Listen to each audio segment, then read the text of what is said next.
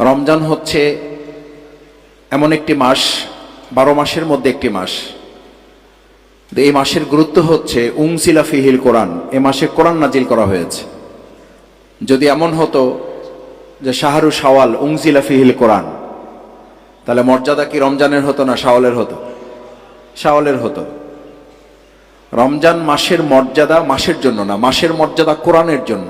উনজিলা ফিহিল কোরআন, তার টার্গেটটা কি? হুদাল্লিন নাস, মানুষকে সঠিক পথ দেখাবে, সরল পথ দেখাবে।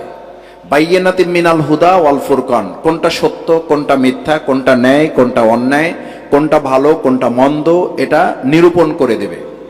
এই কোরআনের সাথে একটা মাসের সম্পর্কের কারণে যদি মাসের মর্যাদা বাড়ে, তাহলে সেই কোরআনের সাথে ইঞ্জিনিয়ারদের, সেই কোরআনের সাথে সাধারণ মানুষের, সেই কোরআনের সাথে ঢাকা মহানগরীর, সেই কোরআনের সাথে আমাদের প্রিয় মাতৃভূমি বাংলাদেশের, সেই কোরআনের সাথে সরকারি দলের, সেই কোরআনের সাথে বিরোধী দলের, সেই কোরআনের সাথে 18 কোটি নাগরিকের যদি সম্পর্ক বাড়ে, তাহলে মর্যাদা বাড়বে না কমবে? বাড়বে।